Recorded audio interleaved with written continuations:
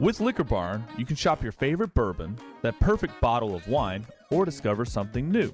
To place an order for pickup or delivery, download the Liquor Barn app, visit liquorbarn.com, or call your nearest Liquor Barn location. Follow us on social media and subscribe to our email list for all the latest news on products, promotions, and events.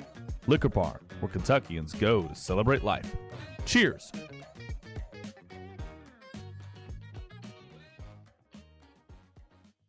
Bourbon Life listeners, it's time we all get a little toasted. With Penelope Bourbon's Toasted series, of course. This unique blend is a testament to the power of experimentation. After full maturation in a charred new American oak barrel, their bourbon is finished in a secondhand freshly toasted barrel to create a delicious variety of chars and toasts with deep vanilla and caramel notes. No matter your preference, there's a toasted blend for you. Start your one-of-a-kind experience at penelopebourbon.com. Limestone Farms bourbons are like a secret portal to a world of rich flavors where high proof meets smooth satisfaction. Every barrel is meticulously crafted and blended with a specific message in mind. Experience clean delineated flavor profiles that will have you engaged from the first sip to the final drop, making your palate beg for just one more taste. Limestone Farms, bringing heritage home.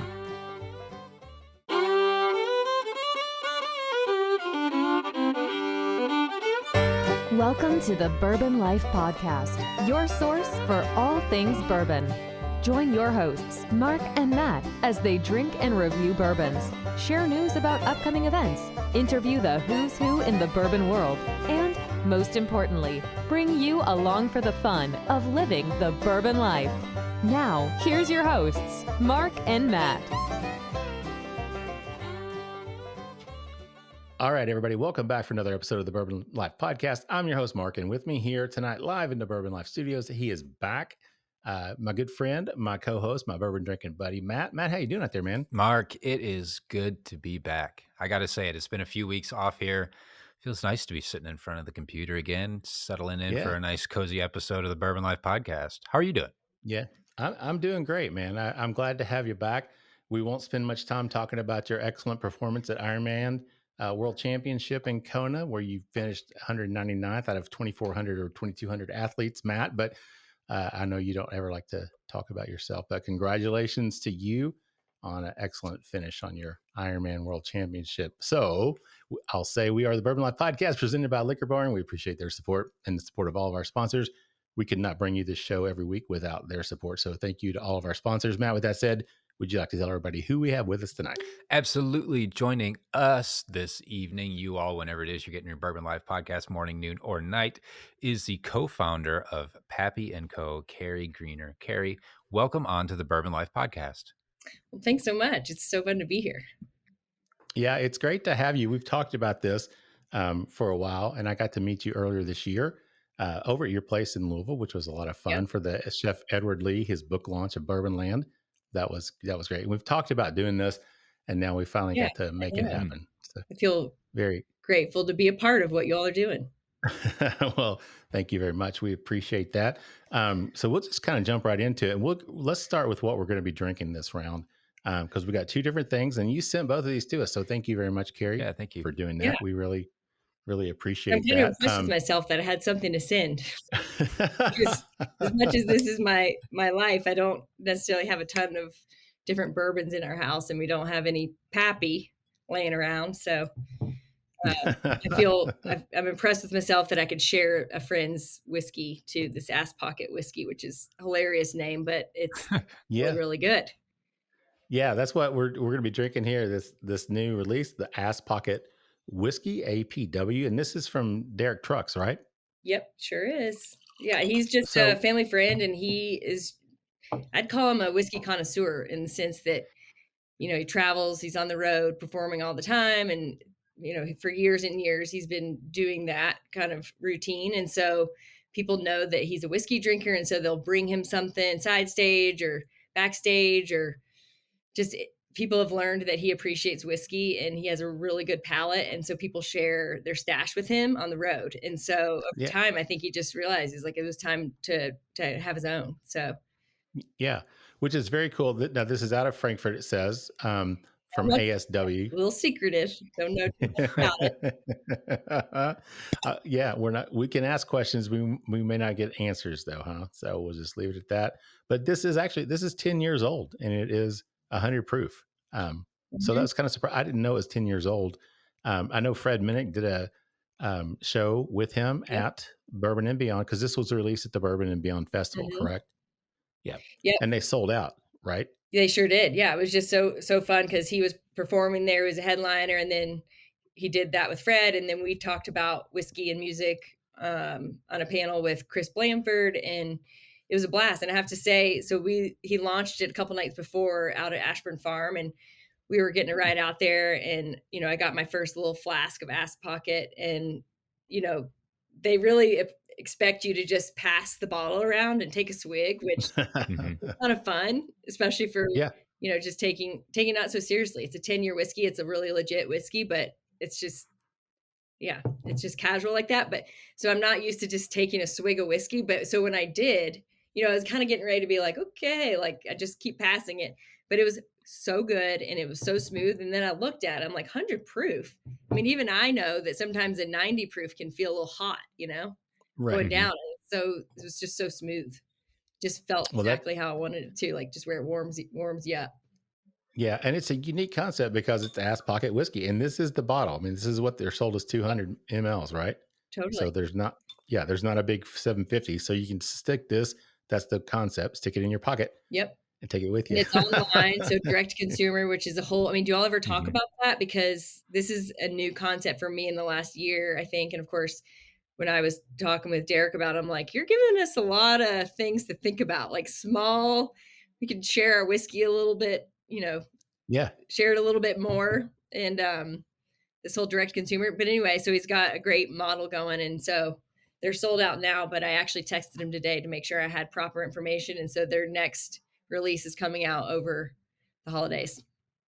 Oh, okay. Yeah. And it's direct to consumer, which is really cool. And we haven't really talked about that a lot on the show. Most of the brands we deal with, are they have releases wherever, different stores, but a lot of brands also you can buy online from certain retailers that ship and stuff. So, so this is something that is he working with a third party retailer to fulfill these? I don't even know how that works. It's a third party. And I feel like you all could have like a whole podcast, at least for people like me who want to learn more about that side of the industry, because all we've known, and now I'm going down a rabbit hole of legality in the whiskey business ever since Prohibition. But, it's just ingrained in my head that this 3-tiered system, with distributorship and retailers. So I'm like, how does this work? This sounds pretty great. But anyway, back to the whiskey. Yeah, very cool. Matt, I'm going to ask you if you've nosed it, because that's the way I do. Now you're back and I don't have to be the one trying to do all the notes on our whiskeys. What do you pick up in terms of the nose on this? It's really good to be smelling a great whiskey again. On the nose, this really hits like all the right areas of a great Kentucky bourbon whiskey. It's got a nice, good, strong nose of aged whiskey right up front. There's the oak that shines through. A little bit of caramel, lots of vanilla with this one. Pick up a whole lot of really great vanilla, not like fake imitation vanilla, but like actual vanilla bean, like scraped off of the bean there. Just like a really, really good, strong note of that. There's also good oak presence that almost comes through a little smoky. It's not like a charred or a toasted oak, but almost this really nice undertone of like this really good smoky, kind of sharp and really lovely note to it that really rounds out the nose well. There's like maybe just a touch of fruit, like some orchard fruit kind of on the tail end of the nose, but otherwise just really, really inviting. Just a really great Kentucky bourbon nose to it. Yeah, it's really rich to me. I mean, to me, I get almost like you talk about orchard fruit. I get almost like a dark cherry type of aroma on it. Maybe even like a little brown sugar. It noses to me even older than 10 years, if that makes sense. It has almost that hint of leather that I get sometimes on a lot of older whiskeys. So there's these little nuances that are popping out, but I agree, the vanilla, Matt, obviously, like you said, but it is not a fake vanilla. It's like a vanilla bean that you just scraped out. The oak comes through as well. It's not overpowering. And 100 proof, there's no ethanol like that singes your nose hairs or anything like that. I mean, it's not. It's you talk about easy sipping, and we'll talk about the palate in the second round, but at least nosing wise, it's not something that feels like there's a lot of alcohol to it. So yeah, really, really nice. Carrie, what about you? Anything that stands out in terms of the nose? I think even just with my palate, I know what I like and I don't like, and I think it smells delicious. And to me, I think when I know that I love a whiskey, it just reminds me of even our bourbon ball, which is like pecans and vanilla and butter, and it's just like a match made in heaven, kind of. In regards to dessert and whiskey pairings. So to me, it just smells like what I want to have for dessert. Obviously, that's what I appreciate about whiskey, that it's like the perfect sweetness and it's not overly sweet like dessert. Yeah. I keep going back to it, and like, it's just every time you nose it, there's these little things that pop out. I mean, it's really nice. So I haven't tasted it yet, so I'm looking forward to doing that. So Carrie, let's talk about you, who you are, your background. I mean, you come from a very famous bourbon family as well, but let's talk about your background and kind of how you got into, not how you started the business, but kind of how you got into the bourbon itself. Well, yeah, I mean, to go way back, my great grandfather's Pappy Van Winkle, and I'm fourth generation Van Winkle. And, it's taken until just very recently for me to understand the magnitude of how special that is, but it wouldn't be without my dad, who reinvented and recreated the family business from what Pappy had started. Because in 1972, he had to sell the Stitzel Weller distillery, which obviously we hear a bunch about now. Let's see who owns it now. I can't remember. It was Bullet, now it's Blade and Bow, but it's still Diageo, right? Yes. Yeah, I'm pretty sure it's still Diageo. Yeah. So yes, what we have today, our family business, is a result of my dad's blood, sweat, and not many tears. He was just a workhorse from the early 80s to this day. And so what is famous today is what he created in the 90s, the Pappy Van Winkle labels. And that came from exactly what the near term history was, which was that the industry wasn't growing and other spirits were taking precedent. And so our family business was forced to sell because there was no demand for it. And then as a result, my dad was sitting on really ultra aged whiskey, and he tasted it and it was delicious. And I think, he's an innovator in his time without realizing it, because now he's like a pioneer of ultra aged whiskey. But a lot of times ultra aged whiskey is not known to be good. And so it wasn't even a thing back then in the 90s, but because of his palate. So we really based the success on his soul integrity and his palate. Yeah. And, he's one of the guys that I think we all kind of look to as, in terms of the bourbon industry itself, that was in such a bad state, during the 80s and the 90s. And your dad is one of those guys who was out there just, spreading the gospel and really helping to turn the industry around. And the brand itself, I really feel like the Pappy brand itself really was a major player in doing that and drawing a lot of people back to the brown spirits, back to bourbon specifically. So that's very cool. So when you were a kid, I mean, did you think, oh, this is something that I want to go into when I grow up? Was it even on the radar? Not at all. I mean, honestly, part of that? So then, let's see, now 11 years ago, we started Pappy Company, and truly it was a way for us to get involved in the family business and really create a job for ourselves. Because at the time, Buffalo Trace had become our partner. They've been our partner for over 20 years now, but we don't need any sales force. We don't need operations. They do everything. And so there really was not a job for the sisters, especially at that time. And so it was a way for us to get involved, and we saw a niche in the market for our brand. There was no merchandise associated with it. And like, what famous brand, world renowned brand doesn't have merch? So that's how we got the idea to start Pappy Company. Yeah.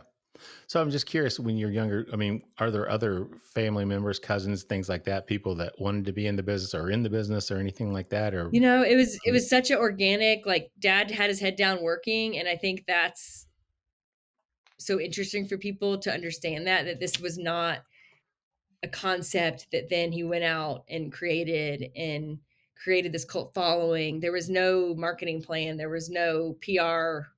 There was nothing. It was just him putting his head down, knowing the only thing he knew to do was to produce great whiskey and then go out and sell it. And so he was just like, he wore all the hats. He even dumped. And so that's what we remember growing up. We would go down to Lawrenceburg, Kentucky, where he'd bought the Hoffman distillery, I think in like 82. And so we would have been 3 at the time. And so our memory of growing up in the business was going down there with him on the weekends, because he would work like 6 days a week, maybe 7 days a week. And so he would give my mom a break basically and take all the 4 kids down to Lawrenceburg, and we'd play in the creek and help them dump the barrels. And I mean, he was so patient, we'd want to get the bungs out. And can you imagine like a little frail girl trying to bang the bungs out, and it never happened. So then he'd obviously get it to it right before it popped out. And I remember, getting to have the bung pop out and then seeing the whiskey dump into the filtration system. And then we'd climb up the ladder to the massive tanks and put our head in, and just like our whole head was cleared out from the smell. So the smell of, going into a distillery and just the workings, the behind the scene workings are what really bring us back. And that's what we remember. Just my dad working really hard and, literally having cuts on his head because there was a bunch of low beams. He'd lost his hair by then, so he was bald. And then driving home, we weren't with him at this time, but I remember he would occasionally go to the dock of the box for stitches or a sprained ankle, chasing a barrel. So it was, that people think it was this beautiful, formal, traditional family business, but it was just hard work. That's where we were in the evolution of where the family business started. And then obviously it dipped, and then my dad had to work from the ground up again. Yeah. And back then, the brand obviously wasn't what it is now in terms of name and recognition and success. So, I guess people weren't coming up to you and be like, hey, can you hook me up with not until college. Not until college. Okay. So college. And it still wasn't crazy then. I graduated high school in 97. So college was actually like when the whiskey was flowing. Yeah. And dad would bring it to the college parties, and be a great dad on parents' weekend. His only rule was like, don't drink it with Coke, but however else you want to drink it. But yeah. Well, I'm just curious. Were you a bourbon drinker? Honest, growing up, was that something, or were you like a, well, I guess they didn't have White Claws back then. But no, Bartles and James or whatever there may have been. This nostalgia for me in whiskey is cough medicine. So it was our dad's way of treating the children's cough. Mm-hmm. Right. So just a couple teaspoons mixed with honey and lemon, fresh lemon juice. But that was obviously the way he was raised. And so he carried that on. I remember him sitting us up on the kitchen counter, and he would make up the concoction and just spoon feed us a couple teaspoons of the whiskey honey, basically. And it would just soothe our throats, because we would just, when you're a kid or even an adult, we know you just like can cough all night long. And I'm sure he was like, let me get these kids back to bed. Because I was a triplet, and our brother is a year and a half older. So four kids, very close in age. And he was a great dad and very hands-on, but he obviously was working a lot too. So I'm sure my mom also used him at night, help when we were sick. Mm-hmm. Yeah. So growing up, do you remember stories about your great grandfather? Did your dad share things about him with you guys, or do you have much recollection of that from being a younger? Yeah. At holidays, my dad is not a huge like storyteller. Like he can, and he likes it, but he's not like his sister Sally, who's the storyteller in the family. So I feel more connected with her stories about our grandfather and our great grandfather. And I think Pappy died when my dad was actually like 12 or 14. So his memories are not horribly strong, honestly, for Pappy as well. Yeah. But he was such a strong character and obviously successful businessman and had a amazing reputation. And so there's no way that he couldn't carry on that legacy and family stories, because he was a small guy, but he had a larger than life personality. So more so though, the stories about our grandfather sadly died when we were 2.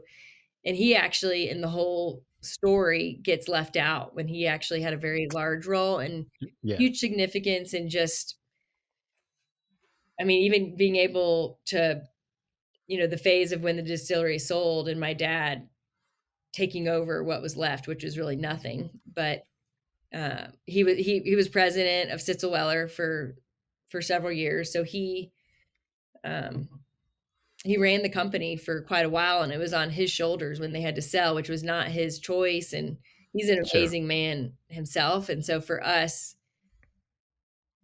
those traditions and the values that Pappy instilled are for us are more present actually in our grandfather. Mm-hmm. Okay. Yeah. That's that. So you were very young, so you don't really have much recollection of him either. Right. So, right. Yeah. But I feel very lucky, given our family history and then our aunt wrote that book. I don't know if you're all familiar with, but Always Find Bourbon, quite a while ago, which it's an amazing coffee table book, but it really tells our story in a beautiful way. And she's did tons of research, and for us to have our history written down, we feel so grateful for, because not everybody gets that. So yeah.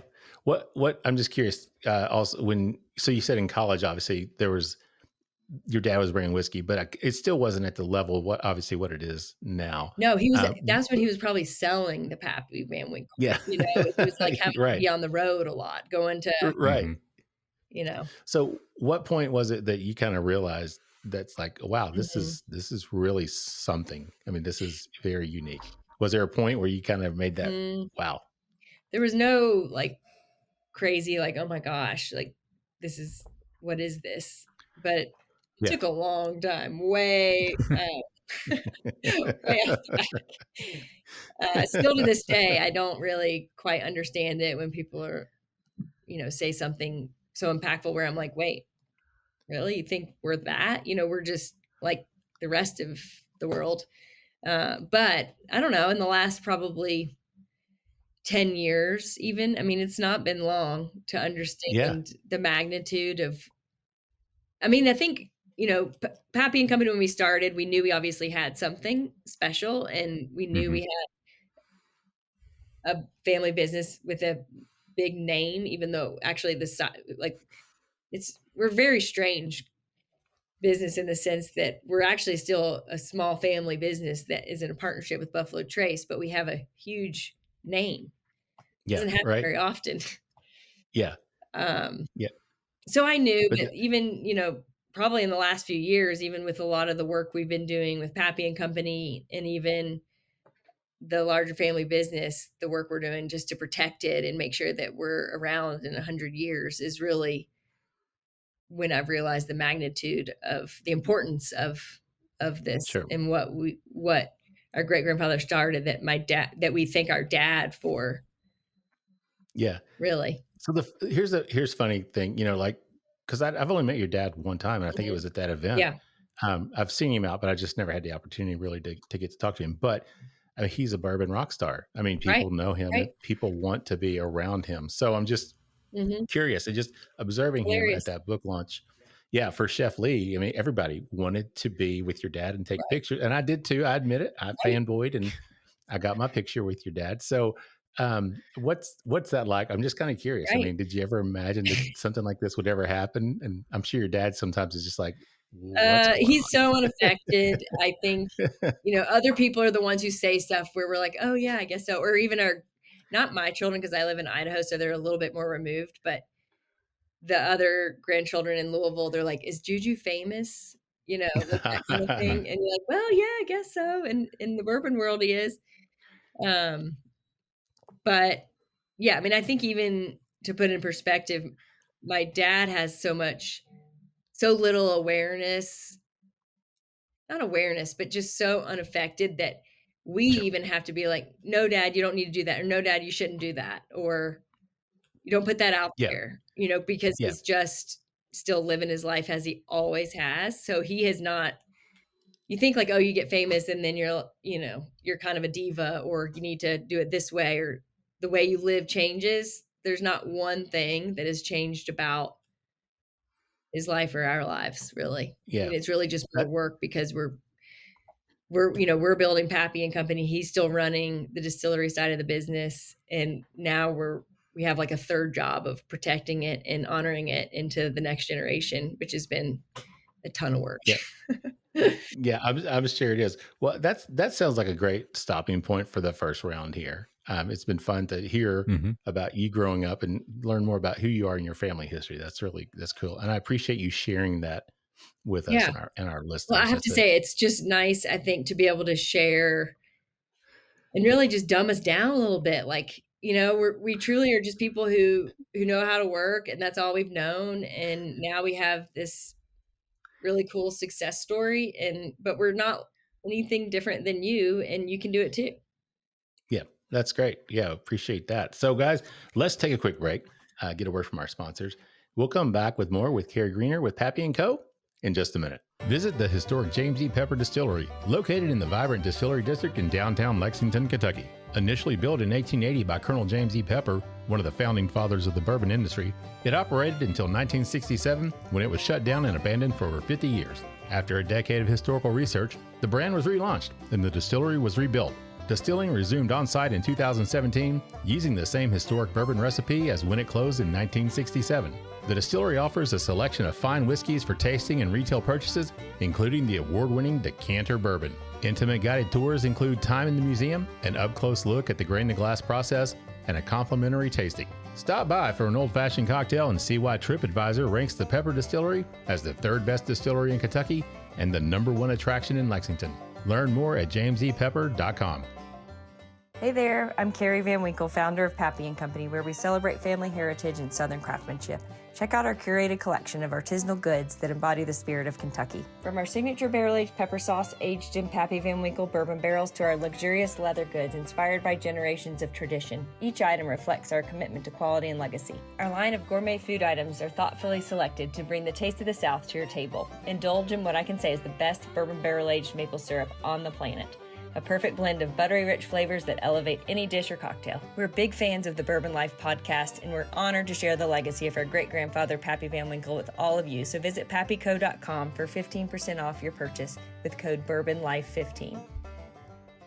All right, everybody, welcome back for round 2 of the Bourbon Life Podcast. I'm your host, Mark, and with me here tonight live in the Bourbon Life Studios, it's my good friend, my co-host, Matt. Matt, how you doing out there in the yellow room? Mark, I am great out here, ready for round 2. How are things at the helm? Doing great in here, man. Just, you know what? We were just talking off camera about this whiskey. I'm excited to talk about the palate and the finish on this. But yeah, this ass pocket whiskey, I don't know what else to say, but yeah, we'll talk. I'm sure like, what is Carrie sending? You know, first time on the podcast. She's not a regular. She doesn't listen every week. Yeah. Does she know what we do? Yeah. That just makes it that much more perfect, right? It does, for sure. Well, we are the Bourbon Life Podcast presented by Liquor Barn.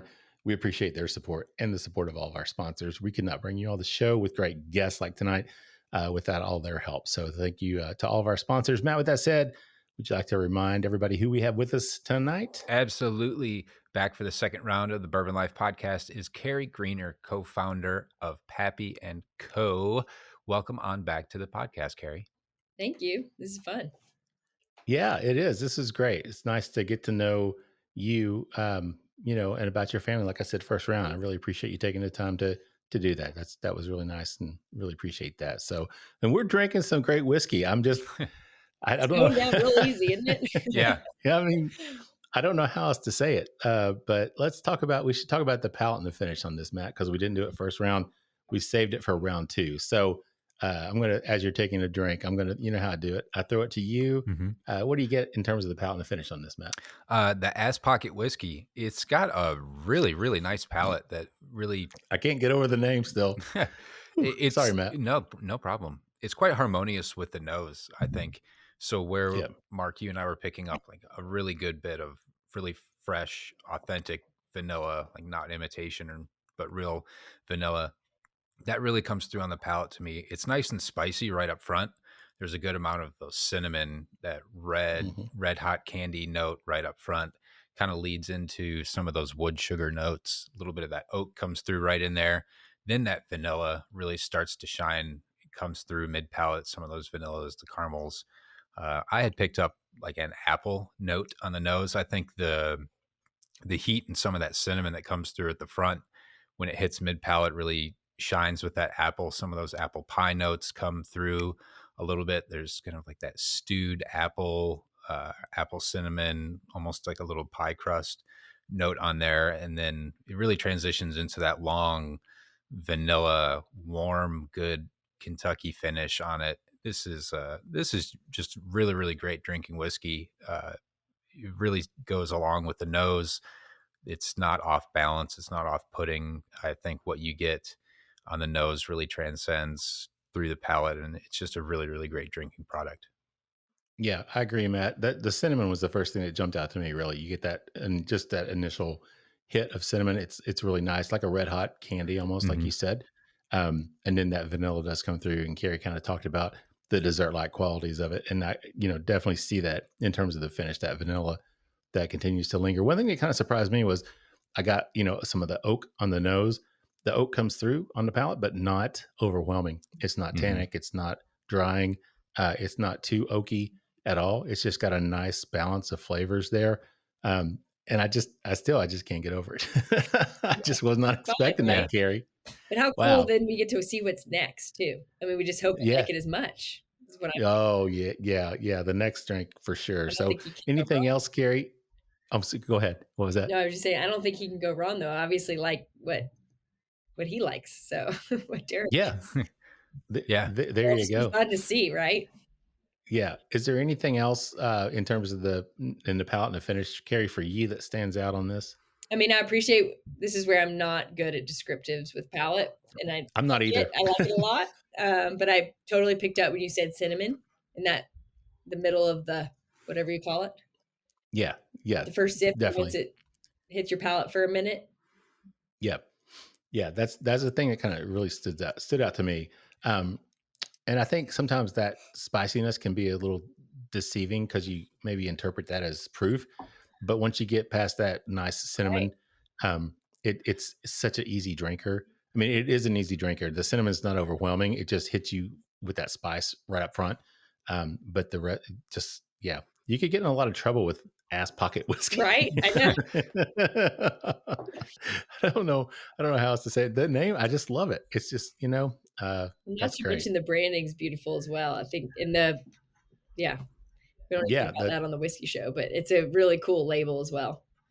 It is the APW. I mean, it looks like a old portrait of, like a house or cabin and an old tree out front. Yeah. So it's actually Derek's property.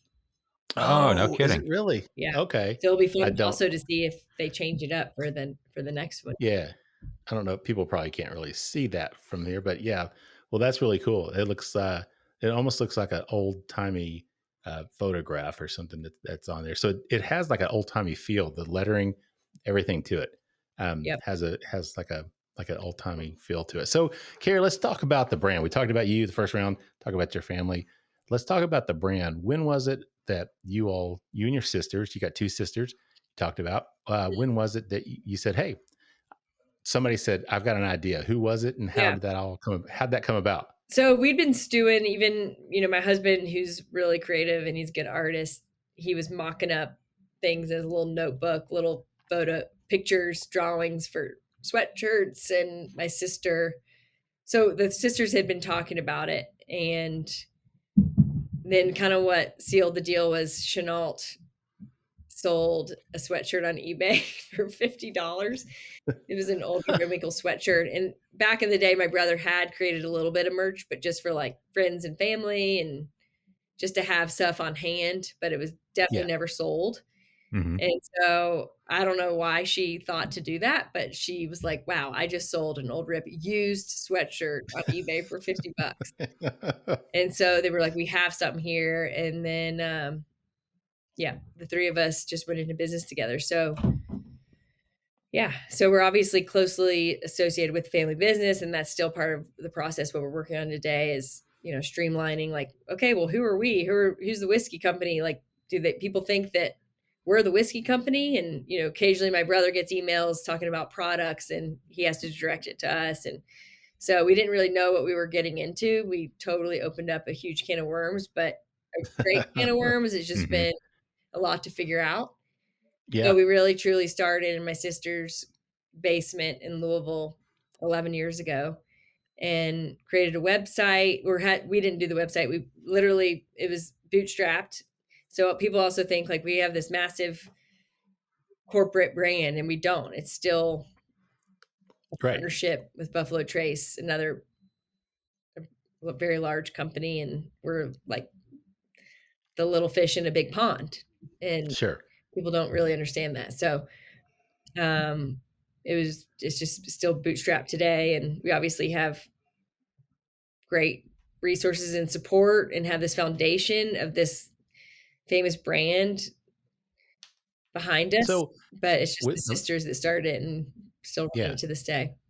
Now, so you live out west. We won't say where you live, but do your sisters, do both of them live in Louisville? Or they live in Louisville. So I'm definitely the one on the outskirts. And so it somehow all worked out, because when we started, Chenault, the third sister, does interior design. So she still isn't in Pappy Company day to day. So Louise and I run the company together. And I'm definitely more front of house, we like to say, like marketing, branding, kind of development stuff. And then Louise is more operational. So that's how it seemingly works. And I do go back to Louisville quite a lot. Yeah. But like we're just we're technically a remote company, but most of the people who work with us are in Louisville. Yeah. And you've got the storefront there. Is that considered New Lou area? It is. Okay. Yeah. Yeah. And it's a really cool little shop. I mean, I thought it was really unique to go over there and get to visit. And you got a lot of cool stuff there. And we can talk about some of the things that you guys have to offer. I'm just thinking, when you guys came up with this idea, was there any hesitation on your part? Because the brand as a bourbon has taken off. It's huge. People associate, Pappy with bourbon, obviously.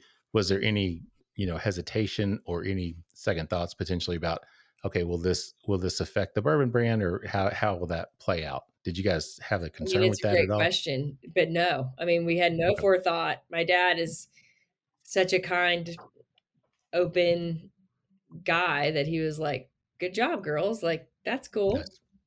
And that's basically the way we started. And we had no business plan. And now we do, thankfully. We got our ducks in a row now. But and I'm thankful for that in a way, because I think if we didn't just start and we'd on the other side gone through all those steps to be, pros and cons, like how should we do this? I don't think we would have ever gotten it off the ground, because we were not in a position to have all of those parameters in place to make sure that we were doing something that wasn't going to jeopardize the larger family business. So it's been now, like I said, like we've kind of stepped back and made sure we're doing it right. But there was a time where, even I'll never forget, and I've said this story before, but my brother was like, "Carrie, we're not in the hot sauce business. We're in the bourbon business." And it really put it in perspective. And I was like, "Listen, I know we're not in the hot sauce business, but we partner with people who are exceptional at what they do, and they make the best sauce ever. So together we're bringing something to the market that you can't find anywhere else, and we're enhancing the bourbon brand. We're not diluting it, or what's the word? Like, it's not a negative thing for us." Right. Yeah, it's value added. Yeah. But at the same time, I can understand where he was coming from. And you have to make sure that what you do is going to, be a positive thing for the business. And so now we have, it's taken 11 years and we still have work to do, but now we do have processes in place, and everyone's on board. We all had to take a step back and get buy-in for get on the same page. Well, and I think you make a great point about, starting the business. I've done that before. And even just doing the podcast, you can sit around and you can analyze something and you can think it through. And I call it Oh, and that would be me. paralysis of analysis, right? Because you Mhm. sit and analyze and you don't Mhm. move forward because you're paralyzed from the Mhm. concern or the fear or whatever. Sometimes it's best to just not think it all the way through and just take that risk and do it. So Yeah. kudos And to it was you a all low for, risk though. Like that's where we do take yeah, risk, but it's low risk. yeah, right, right. And I think because, I think this is a question that would be asked if I didn't just start talking about it. But because it is our name too with Pappy and Company, like it's me behind it. I don't want to embarrass my family. I don't want to embarrass Right. me.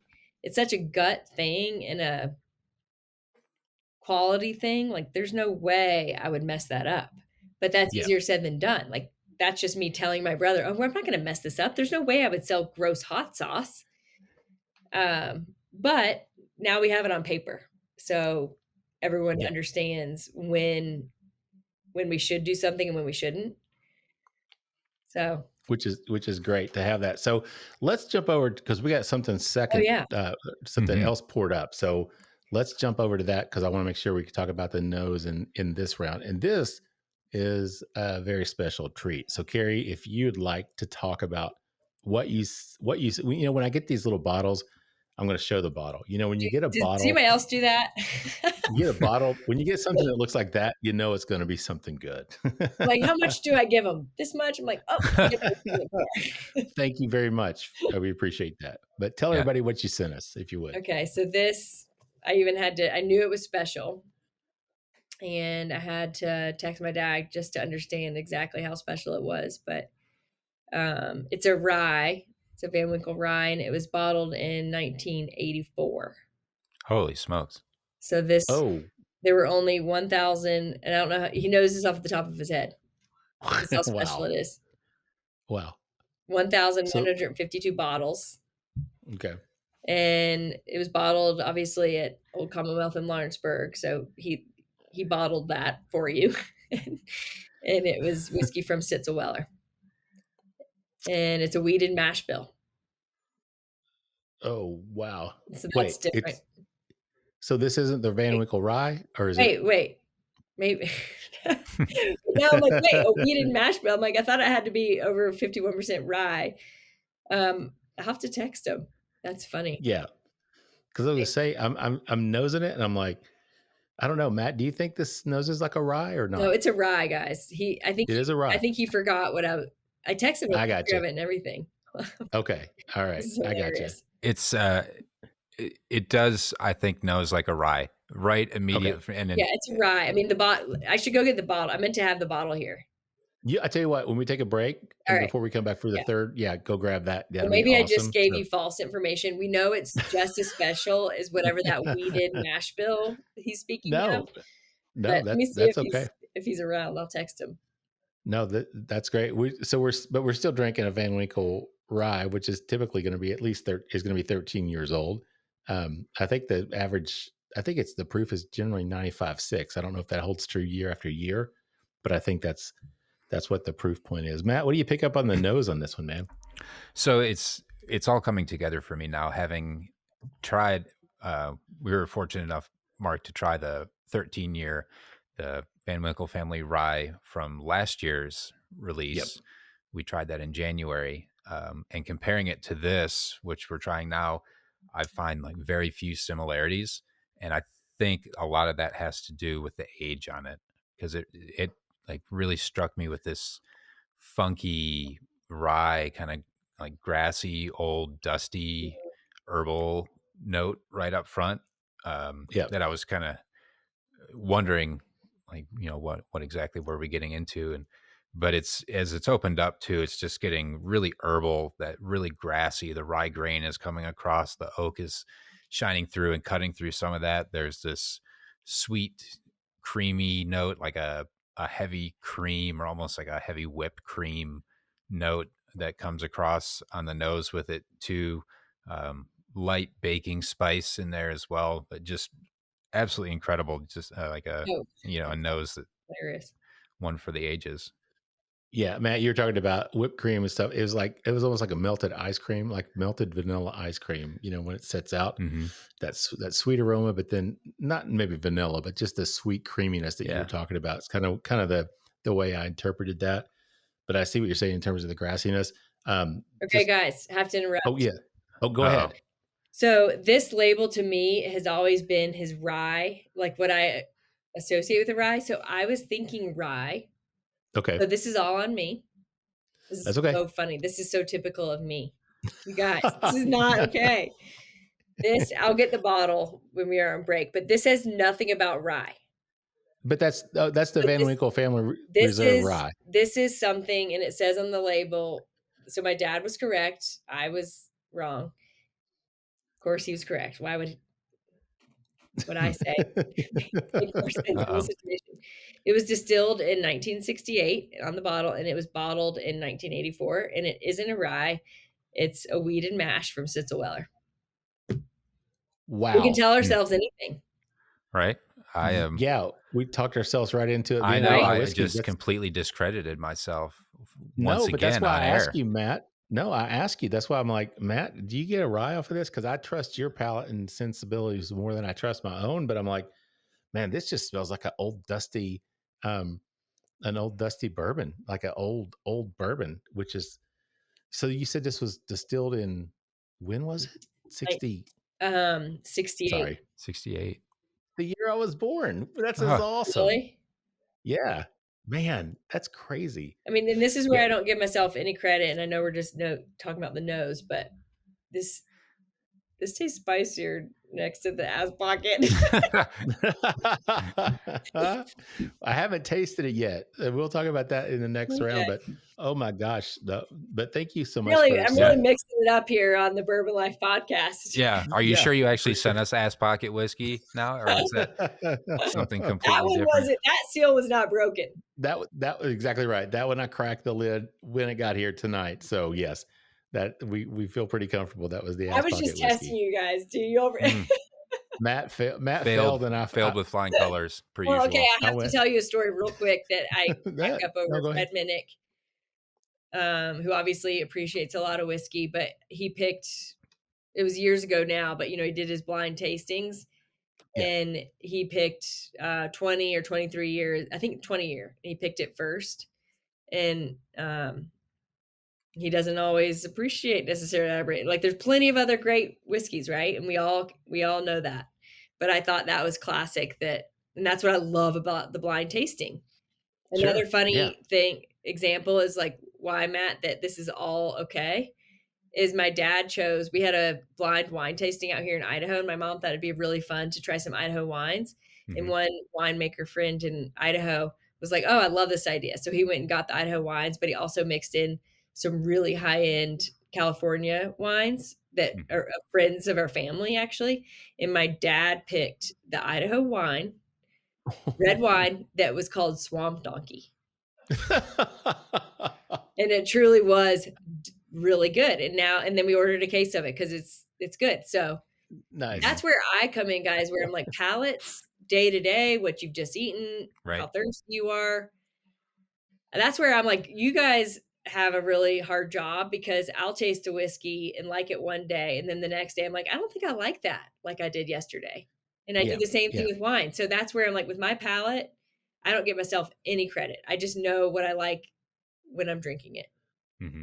Well, I think that makes sense. You drink what you like, and it doesn't necessarily matter. And you, like you said, from day to day, your palate can change, and what tasted good yesterday may not taste exactly the way you thought it should. But now we've completely failed the test, both of us. So that's awesome. But we are, believe it or not, we're already at the end of round 2, and I know we've got to keep on a little bit of a time schedule here. So I think we probably need to go ahead and just take a quick break, and then we'll get a word from our sponsors. But then we'll come back and we'll finish up round 3 and get into the palate and the finish on this mystery Van Winkle whiskey that we've got here. So everybody just sit tight, and we'll be back with more with Carrie Greener from Pappy & Co. in just a minute. Three Chords line of whiskeys embody the spirit of creativity. The whiskey is a true collaboration between producer and composer Neil Giraldo and master blender distiller Ari Sussman. The three-chord team of expert blenders, coopers, and sensory professionals have developed a multi-step process they call perfectly tuned taste. This process begins by carefully selecting the finest bourbon and rye whiskeys from Kentucky, Tennessee, and Indiana, and then blending them together. Find out more about the whiskeys and distribution in your area at www.threechordbourbon.com. Welcome to Old Dominick Distillery, a family-owned craft distillery nestled in the heart of downtown Memphis. Founded by descendants of Domenico Canali, a pioneering Sicilian immigrant who made Memphis his home in the late 1800s, Old Dominick is steeped in history and tradition. Old Dominick prides itself on offering a diverse selection of whiskeys to satisfy every taste. Whether you're a seasoned connoisseur or a curious newcomer, you'll find something to love, including an 85 proof Tennessee whiskey, bonded Tennessee whiskey, a single barrel Tennessee whiskey, a 90.1 proof bourbon, and coming this fall, a cask strength bourbon. Each bottle of Old Dominick whiskey is crafted with care, featuring unique mash bills that offer a variety of high and low proofs. This dedication to quality ensures there's a perfect pour for every whiskey enthusiast. Old Dominick whiskeys are proudly distributed in several states, including Tennessee, Kentucky, Missouri, Georgia, Arkansas, Illinois, and Mississippi. Can't find us locally? No problem. You can conveniently purchase our products online and have them delivered straight to your doorstep. Ready to explore the world of Old Dominick? Visit our website at olddominick.com to learn more about our history, discover our products, and find a retailer near you. All right, everybody, welcome back for the third and final round of the Bourbon Life Podcast. I'm your host, Mark, and with me here tonight, live in the Bourbon Life Studios, it is my good friend, my co-host, Matt. Matt, how you doing, man? Hey, Mark, I'm great. We're on a time crunch, so we're just going to leave it at that. Joining us for the third and final round of the Bourbon Life Podcast this morning, this afternoon, this evening, whenever it is you're getting your Bourbon Life fix, and we appreciate you for doing so, is Carrie Greener, the co-founder of Pappy & Co. Carrie, welcome on back for the final round of the Bourbon Life Podcast. Thank you. I don't know if I'll be invited back after No, you got us good on that one. It was a test, and we both failed it. So yes, that's quite all right. Yep. I was testing That's awesome. you. Yep. Yes, yeah. So we do have a little bit of a time crunch on this. So Matt, you want to go ahead? You want to just jump right in and talk about the palate and the finish on this one as you take another sip on that? What do you get, man? All right, so we did identify this is We did. straight bourbon whiskey. We identified off air here. Distilled in 64? 68. 68. Oh, wow. So Yeah. 16 year, there it is on the screen right there. Wow. It is remarkably spicy on the front of the palate. It is. Like, holy smokes. Yes, it is. Spicy. Yeah. Beautiful punch of cinnamon, peppercorn, like a whole medley of peppercorn, not just black pepper, but there's some red pepper, white pepper, green peppercorn in there as well. Almost a little bit of clove, then like a really nice bready kind of wheat note that really comes across like a really nice, that fresh baked bread taste comes across on the palate to me. A little bit of cherries, some kind of heavy oak on the end. And then the finish to me, it drinks like a really like warm cup of like herbal lemon tea on the finish, almost like hot toddy, like where that honey comes through. There's sort of that earthy herbaceousness from the tea notes, but certainly some kick and some spice on the end as well. But to me, like the finish is very kind of hot toddy like. Yeah, it's crazy, Matt. You talking about the palate. I mean, as soon as it hits your tongue, it's like, wow. Yeah. There's that spice. There's some spice in there. Doesn't nose anything like that whatsoever. Nope. And then you take a sip, and it's like, man, there it is. Oak on there as well. A little tannic, but nothing too overwhelming for me. But yeah, and such a beautiful color too. 16-year-old. This is a wheated mash bill. I think is what you said, Carrie. Was that right? Mm-hmm. Wheated. Yeah. So what an absolute treat for you to do that, because this was actually distilled in 1968. That's just, I can't believe it. That's absolutely crazy. So let's jump back over to the brand and talk about a few of the things. Can you kind of share with our listeners who may not be familiar with you guys, what all you all do, what types of products you guys have available? Yeah, a little bit of everything, but our best sellers are our barrel fermented cigars and then our barrel aged food line. So everything from desserts like bourbon balls and caramels and brittle and hot sauce and pure maple syrup, and then we have barware and some apparel. So with the cigars, how do they actually do that? Are the cigars like put into the barrel and they rest in there? Yeah, they're very special, and I kind of geek out on them. So hopefully you got to cut me off here. But so our partner's Drew Estate. So like I've said, we don't say, oh, we're cigar makers, but we partner with those people who are exceptional at what they do. So Drew Estate actually, I think now the second largest premium cigar maker in the world. But what's cool about them is they started from nothing as well. Not as well, sorry, but for Pappy Co. They just built their business from nothing through hard work and just really being just quality forward. They only care about quality. And JD, the founder, we connected with years ago, and we've been partners for 10 years now. And what makes the blend extra special is this fire cured tobacco. So it comes from Hopkinsville, Kentucky, and it's fire cured in the barn. Okay. And then it's sent to St. James Parish, Louisiana, where it's processed in the Perique way, which is specific to that parish in Louisiana. It's the only place in the world still using barrels to ferment tobacco. So they literally hand crank thousands of pounds of pressure on the barrel with the tobacco, that fire cured tobacco. And the pressure creates the fermentation process, and it takes about a year.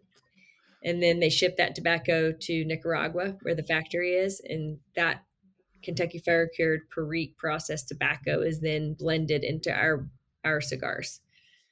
Wow. Yeah. That's quite a process. Now, I smoked one just a couple weeks ago, actually, and it was actually really good. I don't smoke a ton of cigars, but that one was very nice. Are you a cigar smoker? I mean, do you smoke? Well, I wasn't. I always appreciated the smell. My dad, obviously, the reason we created a cigar is because obviously the label Pappy smoking cigar, and it was a pastime of his. He always was smoking cigars in his office at Stitzel Weller, and so it obviously was a natural product to create.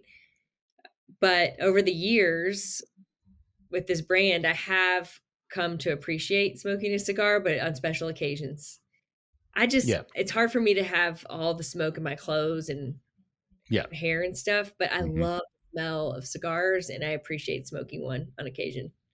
Yeah. My wife's the same way. She loves the smell of it, but when I come in off the deck and have cigar hands and hair and clothes, she doesn't care much for that. Yeah. Which I totally get. So when you're thinking about products and things like that, what's the process? I mean, can you talk about, well, obviously you have the family legacy. You want to stay true to that. But so when you're thinking about new products, can you kind of talk about that process and how that works to come up with something that you're going to come out with? Yeah, it's still very organic. As much as we now have some processes in place to make sure that it's a good fit, it's still, the main deciding factor is a gut feeling, and then knowing how quality the product is, and then also knowing, do we want this in our own lives? Will we use this daily? And so those, high level, that's what we think about. It's like, do I want this? Do I need this? Will I use it? So it's kind of, I mean, I guess you call it kind of a bourbon lifestyle brand. Is that a good way to say it? That's a, yeah. I mean, it sounds kind of silly. I think, especially like we are a bourbon family. That's our family business, and we're creating lifestyle products. So that's how that word came about. But it really is about more of those small little elements of your everyday that you appreciate so much, like a good glass of whiskey, or that special glass you're drinking out of, or that special maple syrup. So it's not about this whole big lifestyle of bourbon. It's like this, bourbon doesn't take over our day. It's just that special element in your day. And so our products, I think, capture that. Yeah. I bought some of the syrup, which is delicious. And then there's also, is it a brittle? You got like a bourbon brittle? I mean, everything we sell, we're like, oh yeah, we eat it. We love it. We're still obsessed with it after all these years. Yeah. Well, I bought that and probably ate about half of that brittle in the car on the way home from Louisville. Dangerous.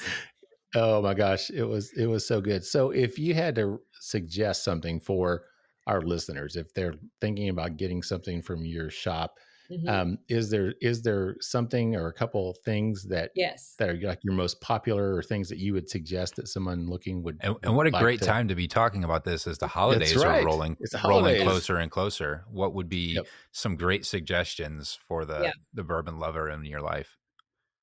Well, I think if you haven't experienced our brand and obviously you appreciate our bourbon, even if you haven't gotten to try our bourbon, you appreciate bourbon in general, I would have to say food wise, the bourbon balls and the pure maple syrup, because it really does give off that bourbon flavor. The bourbon balls were actually the first food product we made, and they're the only product that has our actual bourbon in them. It's the 10-year.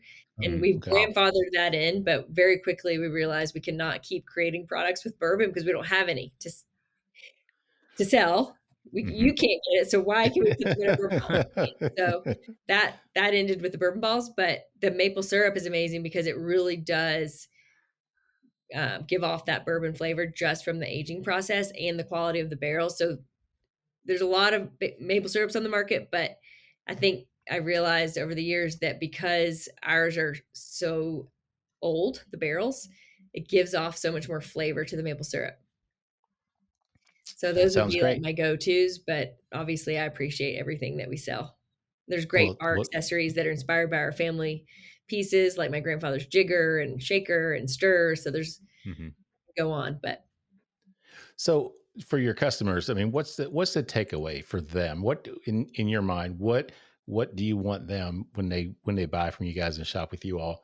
They get a product from you guys, a Bourbon Lifestyle product. What do you want the takeaway end result for them to be in your mind? Yeah, I think in a world that's just so fast and made up of marketing, so you don't know what's real or not, to know that you're adding something to your life that is real and that you can appreciate like we do, and from like human to human, that it's legitimate. And we don't have a lot of that in the world anymore. So big picture that, but obviously if you appreciate bourbon, just being able to know the story behind it and that it's special. Yeah. Great. You don't have a lot of like specials getting kind of like thrown out and wiped away or yeah. No, that makes sense. So is there anything coming up for you guys, products or events or whatever that you'd like to share with our listeners? Sure. Yeah. We are excited to get into the experiential aspect of our company and sharing a little bit more of our story with everybody. So we're really working towards that. So you can come visit us at some point and learn more about our family business, and I'll just leave it at that. And then I'm really excited for, we sell a lot of products made from our barrels, but we're going to expand on that. And we have a really renowned woodworker coming in to work with us, I think, hopefully that will be a great partnership and really be able to expand on this whole barrel made thing. That'll be really cool. Yeah. I mean, and that's a huge trend right now too, that people are, the bourbon furniture or things made from bourbon barrels. So yeah, that seems not like your everyday barrel made. Yeah. It'll be different. Right. I was going to say it's going to be different because it's going to be Pappy Co. and it's going to be, but you made a great point before talking about the fact that it is your family brand, your legacy. And you've got to maintain this certain level with it. So, it's the things that you want high quality. So it reflects in your brand and what you guys do. Yeah. So that makes perfect sense. Yeah. So Carrie, since we're getting close to wrapping up here, I always like to ask our guests, is there anything on this journey, what has been, I guess, your favorite part on this journey for you so far?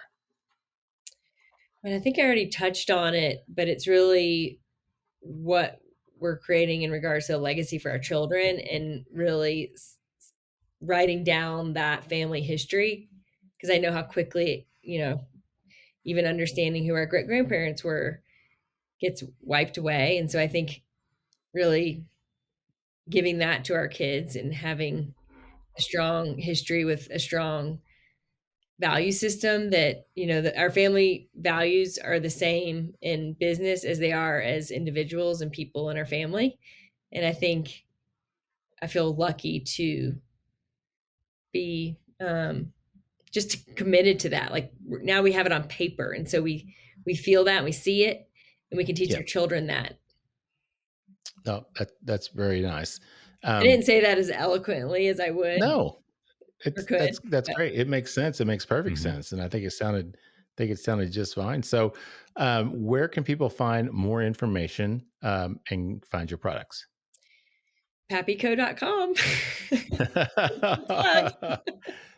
And Bourbon Life listeners, I think we still have a special code, don't we? Yes. Yeah. Is it Bourbon Life 15? I believe it is Bourbon Life 15. I made sure it That's was right. easy. Yeah. Yeah. So 15% off, which is actually great because especially our cigars, we never put them on sale. And so that's a great discount if you do appreciate cigars or you want to try them. Yeah, Matt, you got a quick funny story about that, right? Didn't one of your coworkers? Oh, that's right. That's right. I think like one of the first times it was announced that we had the code, the episode comes out on a Friday. I think Monday morning, this guy came in and he was jazzed. He was fired up. Oh boy, I got to tell you, you got that code. That's, I'm stocking up. I'm appreciating that right there. Right. I mean, we're not Amazon, so it's like, you got to take what you can get. Yeah, absolutely. He was jazzed. And this was, 7 a.m. on a Monday. I was lucky to be awake at the time in the office and he was psyched. So thank you very much. Yeah. We appreciate your customers your listeners, I should say. We appreciate you as customers. We appreciate your listeners. Thank you very much for that. Any final thoughts before we wrap it up here tonight? I don't think so. It's just so fun what y'all are doing. And you'll have to have Derek on next with his ass pocket whiskey. For his next release. He can tell you more about it. Sure. No, that'd be great. You help us set that up. We'd love to have him on. That would be a lot of fun. So Matt, any final thoughts before we get out of here? Carrie, thank you so much for taking the time to sit down with us, all of our listeners, talk about your family story and your past and where you see your role going with the business and how you're trying to make sure that you're passing it along and staying true to yourself, your values, and really adding something great to the whiskey world. Thank you. Well, thanks. Thanks for letting me talk. Oh yeah. Carrie, thank you so much. Appreciate you joining us tonight. It was great to meet you in person. Great to have you on the show. We really, really do appreciate that. Thanks for your great products. I really enjoyed it. Had a great time at the store. Need to get back on the website and see if I can use my code again. No, I'm just kidding. We can help you out. All right. Well, thank you so much for joining us tonight. We really appreciate that. We are the Bourbon Life Podcast presented by Liquor Barn. We appreciate their support and the support of all of our sponsors like Pappy & Co. Thank you so much for that, Carrie. But we appreciate you, our listeners as well, whatever time of day it is, like Matt says, morning, noon, or night, whenever it is you get your Bourbon Life fix. Thanks for tuning in. We really appreciate that. If you have any suggestions for the show, please email us at thebourbonlife@gmail.com. You can also find us on Facebook and Instagram at The Bourbon Life, or join our private Facebook group, The Bourbon Lifers on Facebook. We'd love that. Don't forget to check out Mike, Big Tex or Big Chief, doing the Whiskey Trip podcast. Comes out every Tuesday under our platform as well on all the podcasting platforms. Check that out. He's on Instagram and Facebook as well as the Whiskey Trip. With that said, I'm going to wrap it up. Send us home with our tagline, which is, may your glasses always be full and may you keep on living the bourbon life.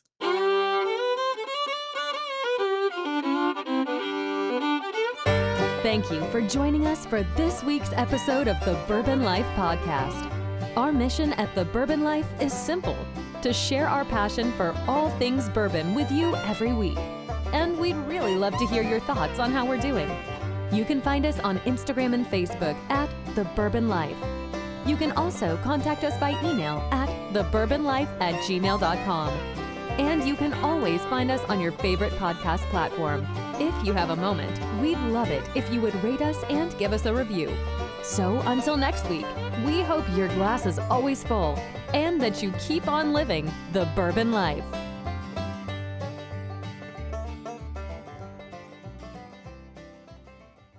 Welcome to the kitchen table at James B. Beam Distilling Company, where every visit is a celebration of tradition and flavor. Did you know that the kitchen table is nestled right within the heart of the distillery? That's right. You can experience the essence of James B. Beam's legacy while savoring their delectable dishes. Join them every Wednesday through Sunday from 11 a.m. to 5 p.m. for a culinary journey like no other. Planning a special event? Let the kitchen table be your host, creating unforgettable memories for you and your guests. And don't miss their exclusive Behind the Beam tour and monthly Claremont Supper Club events, which will feature the 2024 Distillers Share releases at the November event. For more information and reservations, visit beamdistilling.com. The kitchen table at James B. Beam Distilling Company. Come as a friend, leave as family.